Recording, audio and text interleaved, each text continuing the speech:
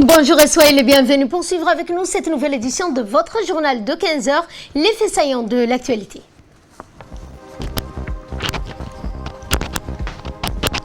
La première dame, Madame Khadra Mahmoud Hayed, a parrainé aujourd'hui le lancement de la Semaine nationale de l'artisanat qui s'est tenue au Badamo à Dimoul. Dans l'actualité internationale concernant le Covid-19, début historique de la vaccination au Royaume-Uni. Bonjour à tous et nous entamons ce journal par la Semaine nationale de l'artisanat. Placée sous les auspices de la première dame, Madame Khadra Mahmoud Hayed, le ministère de la Femme et de la Famille a organisé aujourd'hui au Bawadi Mall l'ouverture de cette Semaine nationale de l'artisanat.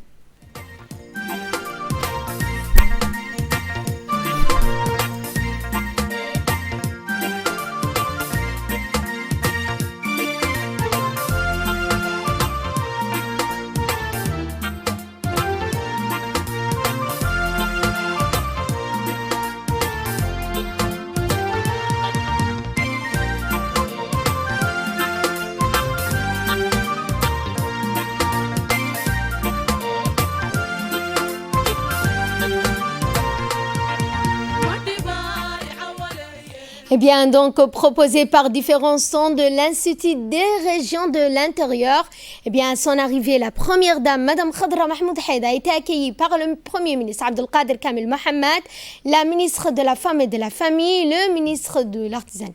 La cérémonie riche en couleurs et en objets traditionnels a réuni, outre la première dame et présidente de l'UNFD, le Premier ministre Abdelkader Kamel Mohamed, plusieurs membres du gouvernement, des parlementaires. À noter également la présence de la coordinatrice résidente du système des Nations Unies à Djibouti, Madame Barbara Menzil, la représentante de l'UNICEF, Madame Melva Johnson, du colonel de la garde républicaine, le colonel de la garde républicaine Mohamed Jama.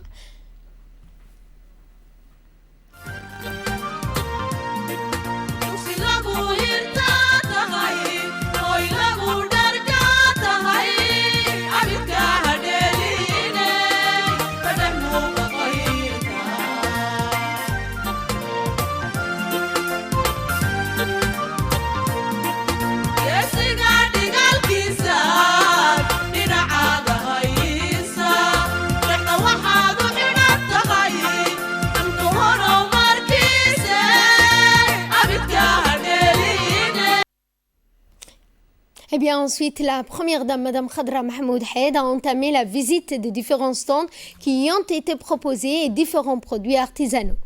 Ensuite, la première dame, comme vous le voyez sur ces images, est partie à la rencontre et a vu ces objets composés et a félicité et encouragé les fabricants de ces objets artisanaux.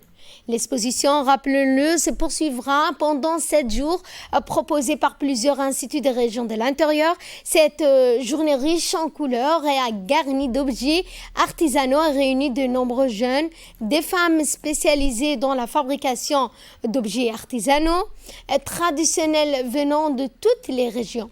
Outre la première dame et présidente de l'UNFD, le Premier ministre Abdelkader Kamel Mohamed, plusieurs membres du gouvernement, des parlementaires étaient présents.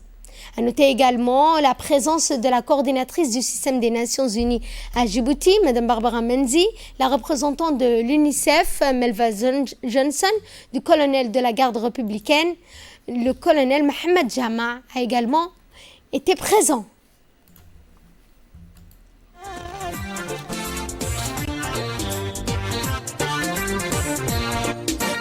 Turkiyo dowladnimada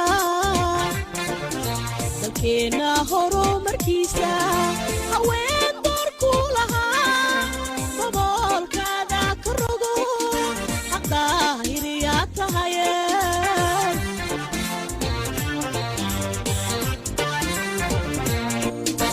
aqooniyo daacade daliilkiisa mafalkaan dugsigii maatida hooyoy khadray doobrley agoon u dabacsane hooyoy khadray doobrley.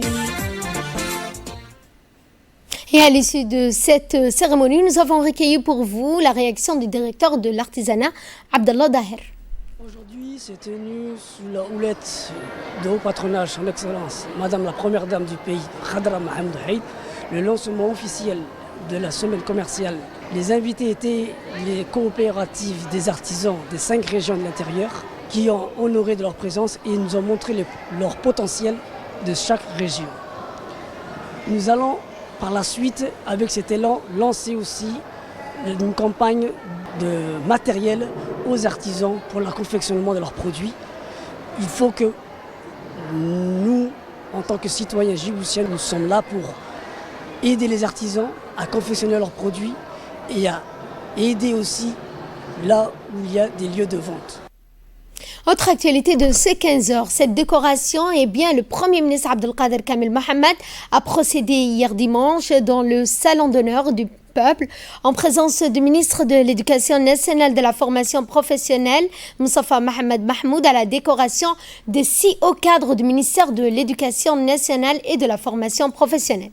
Il s'agit du secrétaire général, Mohamed Abdallah Mahyoub, de la secrétaire exécutive, Ayane Ousmane Abrar, de l'inspectrice générale, Mouna Ismail Abdou, des conseillers techniques, M. Mohamed Barkhat Siraj et Amar Moussa Guedi, du directeur général de l'enseignement technique et de la formation professionnelle, Abdelkader Humed, du directeur général du CRIPEN, Saïd Nour, et de l'inspecteur de l'éducation physique et sportive, M.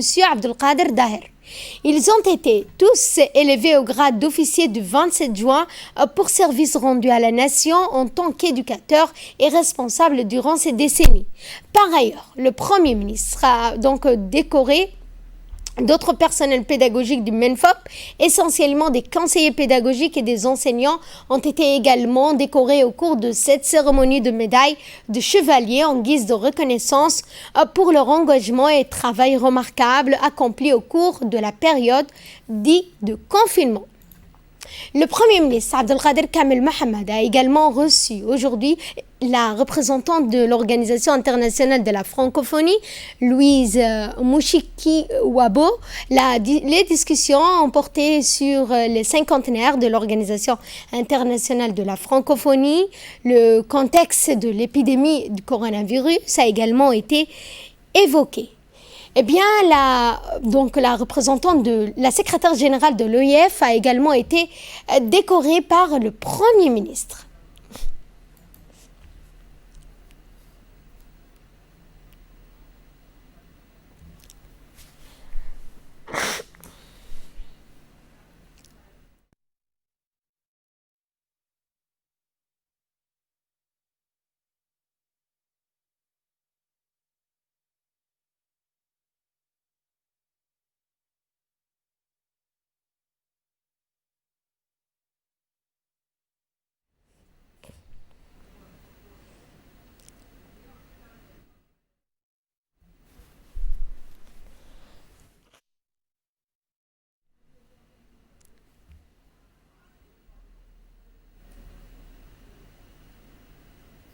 Eh bien, je vous propose cette fois de suivre le mot de la représentante de l'OIF, donc Madame Louise Mushikiwabo.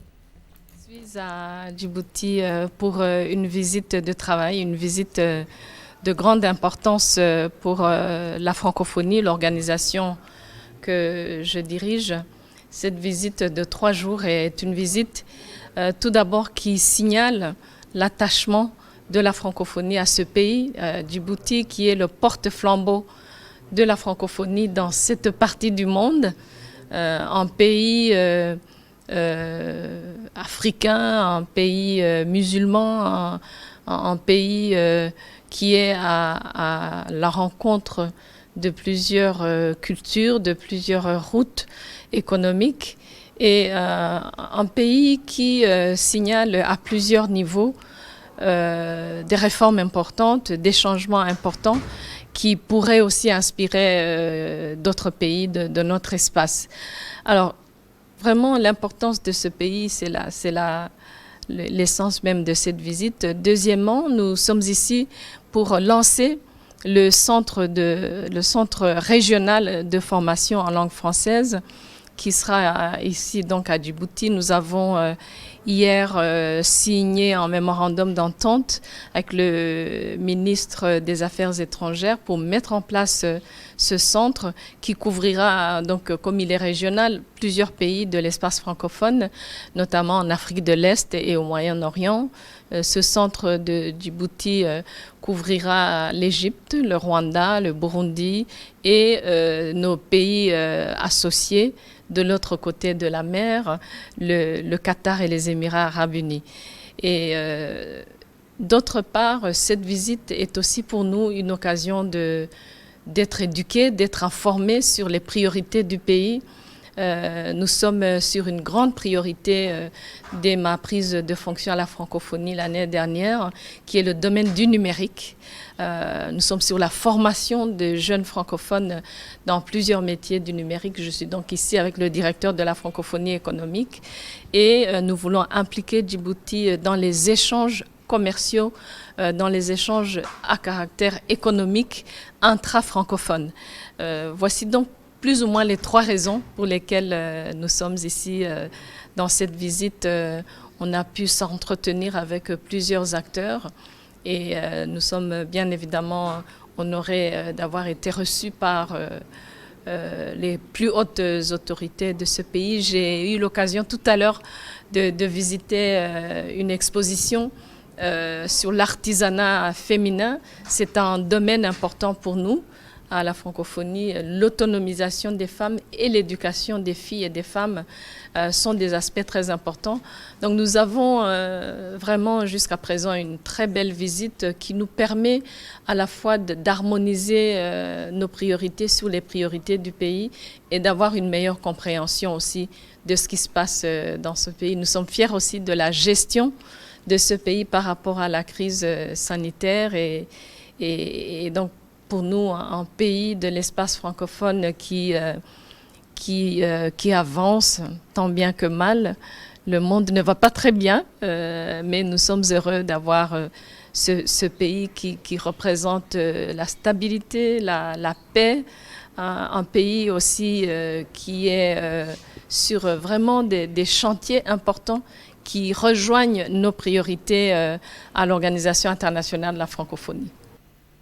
Le président de l'Assemblée nationale, Mohamed Ali Ahmed, a reçu également la représentante de l'Organisation internationale de la francophonie, Mme Louise Mushikiwabo, dans le salon d'honneur de la présidence du Parlement. Hier, ce lundi 7 décembre. Les discussions ont porté sur le 50e de l'Organisation internationale de la francophonie. Le contexte de l'épidémie du coronavirus a également été évoqué et malheureusement, de nombreuses manifestations ont été ajournées et des réunions officielles se sont déroulées par vidéoconférence. La représentante de l'OIF, Mme Mushikiwabo, a annoncé au président de l'Assemblée nationale le lancement du centre régional de l'enseignement de la langue française et ce centre régional regroupe des pays d'Afrique de l'Est, de l'Égypte, du Burundi, du Rwanda et bien sûr Djibouti où la francophonie dispose d'un ancrage culturel et intellectuel et une coopération historique.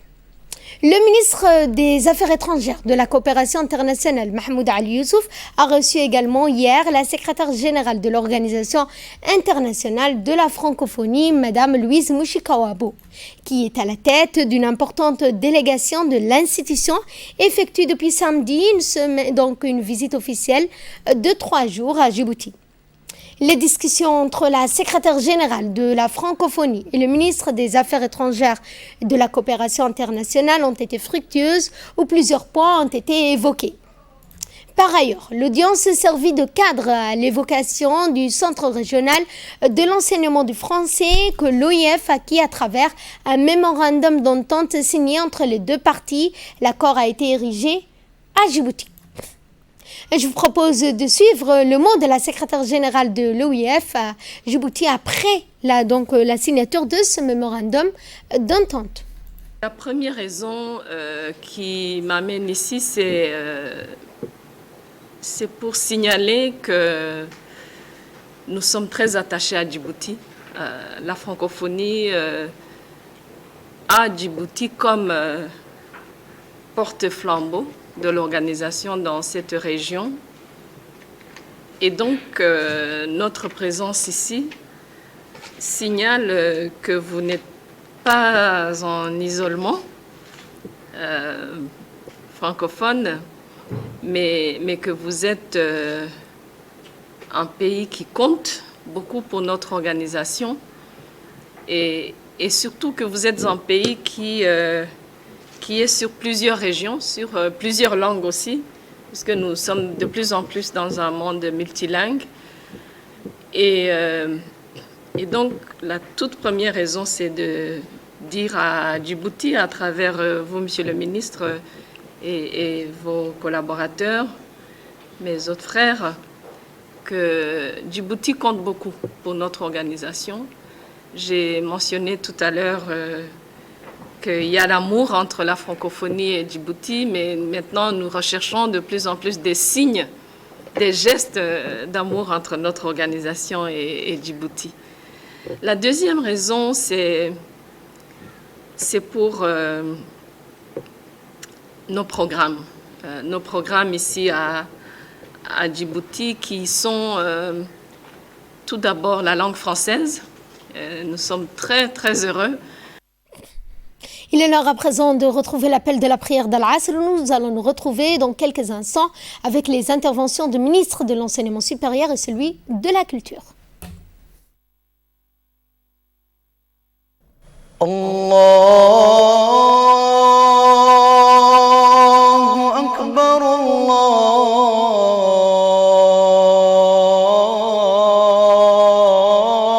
Allahu Akbar,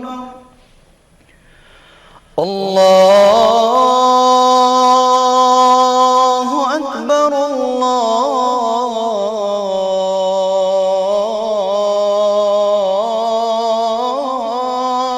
Akbar. أشهد أن لا إله إلا الله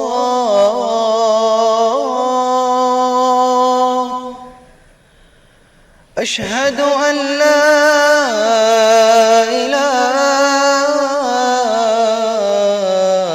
إله إلا الله أشهد أن محمد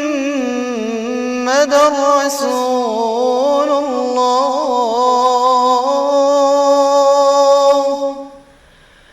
أشهد أن محمد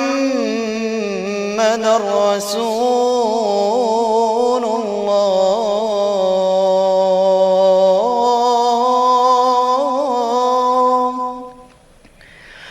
حي على الصلاة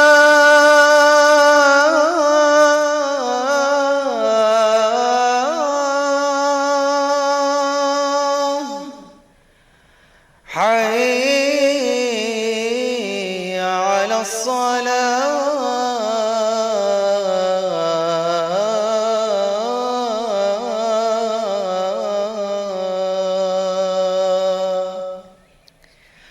حي على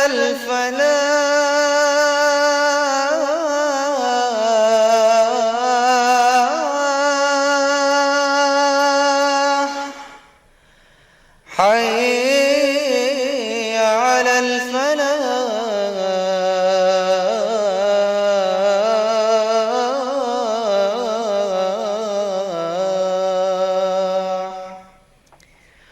الله أكبر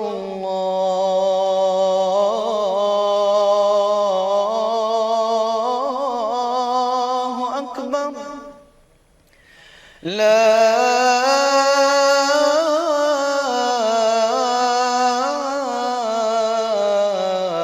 إله إلا الله اللهم رب هذه الدعوة التامة والصلاة القائمة آت سيدنا محمدا الوسيلة والفضيلة وابعثه اللهم مقاما محمودا الذي وعدته إنك لا تخلف الميعاد.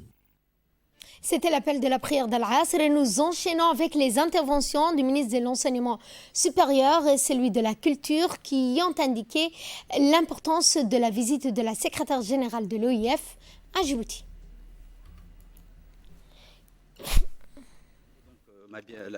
La bienvenue chez nous ici à Djibouti et pouvoir discuter avec vous des grands chantiers que nous avons lancés au niveau de l'enseignement supérieur de façon très brève parce que ça prendrait beaucoup plus de temps qu'il en faudrait. Je voudrais tout d'abord vous dire, au niveau de l'université, nous avons une collaboration très importante avec l'AUF. La secrétaire générale de l'université m'en parlait tout à l'heure avec beaucoup de fierté en tant que femme également, et j'ai tenu à ce qu'elle soit parmi nous. Il y a l'université de Djibouti, mais bien sûr le centre d'études et de recherche de Djibouti qui est membre à part entière au Moyen-Orient, donc de l'AUF. Comme je vous le disais tout à l'heure, nous avons également un campus numérique francophone, partenariat avec l'université Sangor à Alexandrie. Et nous comptons faire vraiment, encore une fois, réitérer notre demande pour en faire un centre régional qui pourrait servir une grande partie de cette Afrique francophone. Et vous avez déjà cité un certain nombre de pays. Une grande partie, en tout cas, de nos enseignants sont déjà des experts pour l'AUF, donc dans l'enrichissement de cette francophonie et de ce qu'ils peuvent apporter comme savoir.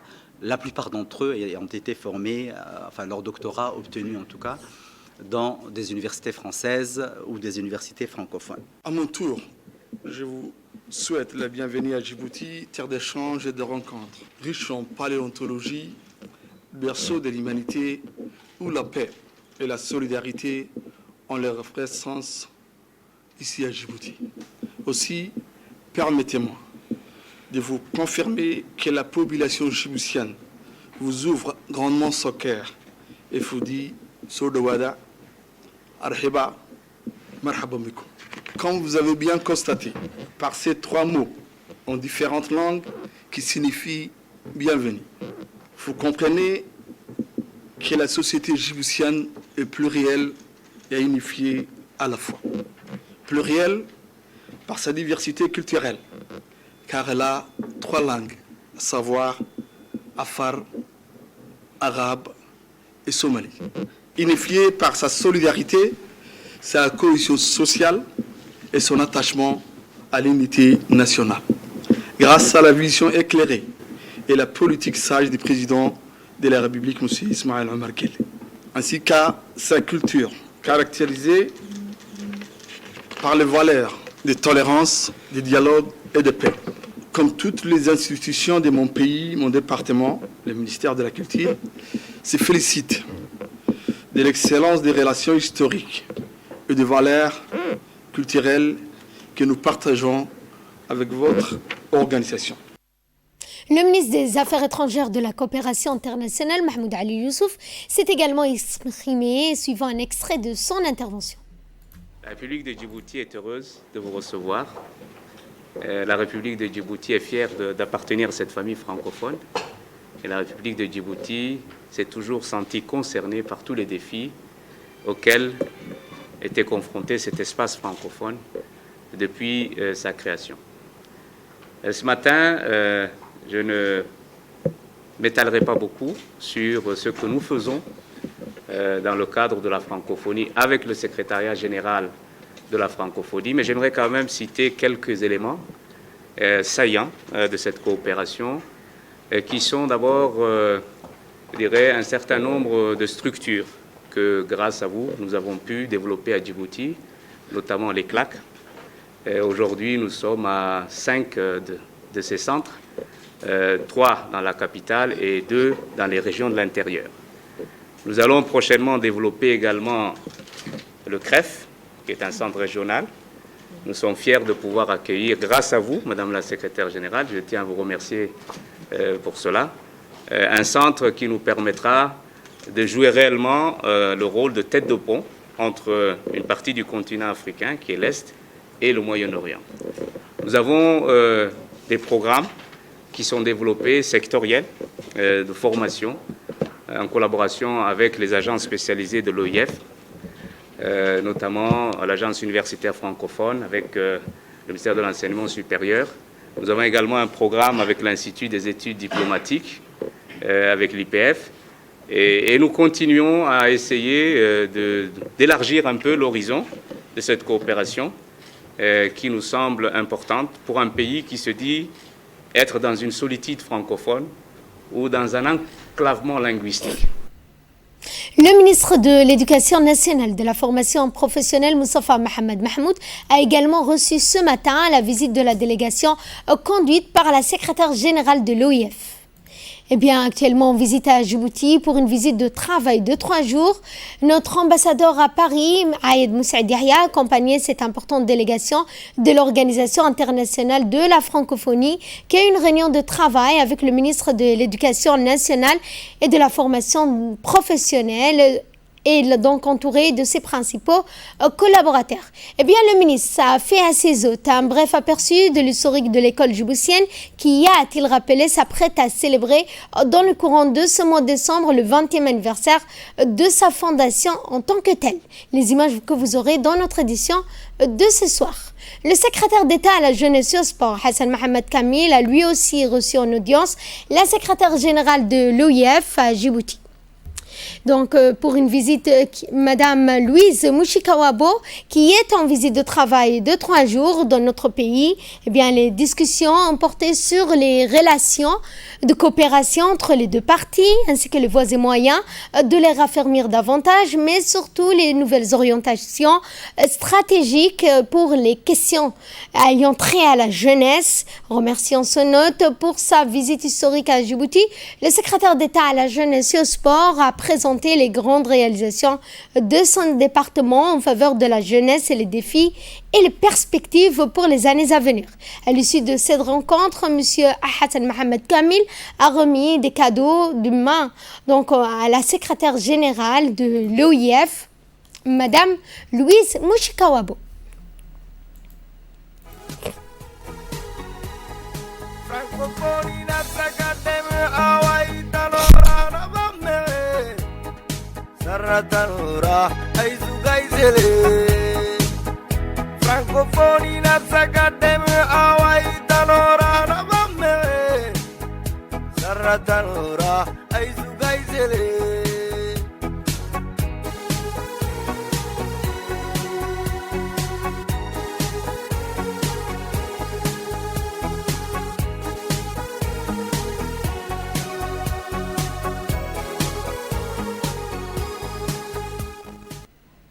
Et nous allons à Dikil cette fois où le ministre de l'Intérieur, Moumin Ahmed Cher, accompagné du préfet de la région, Adan Darar Moussa, du directeur général de la population, Ahmed Omar, du président du conseil régional de Dikil, Abdurrahman Younissaré, ainsi que le chef de corps des Riyad, colonel Idriss Omar Elaye, s'est rendu à Anya pour s'enquérir de la situation de cette population locale. Eh bien, à cet effet, le ministre de l'Intérieur a été accueilli par la population locale. Ensuite, une entrevue a eu lieu avec la communauté locale, dont les chefs coutumiers, les ulamas, les femmes, mais sans oublier les jeunes d'Anya. Au cours de cet entretien avec la population, eh bien, la population a exposé au ministre les lacunes et difficultés persistantes dans leur localité et soumis à un certain nombre de doléances. Ensuite, le ministre a exhorté la CIS de veiller avant tout sur la sécurité et la cohésion sociale.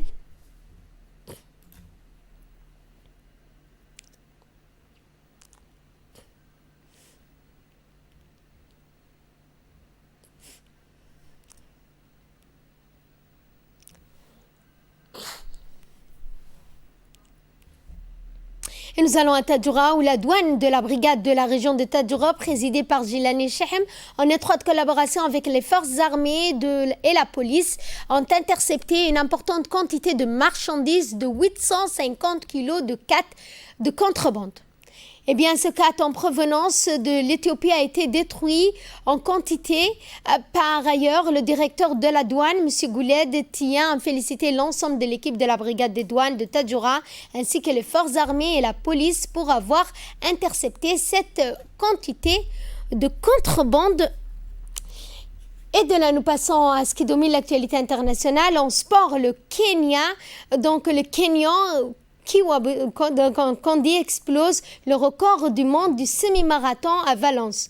Le Kenyan, donc âgé de 24 ans, a explosé dimanche le record du monde du semi-marathon à Valence avec 57 minutes 32 secondes, devenant le champion du monde ougandais.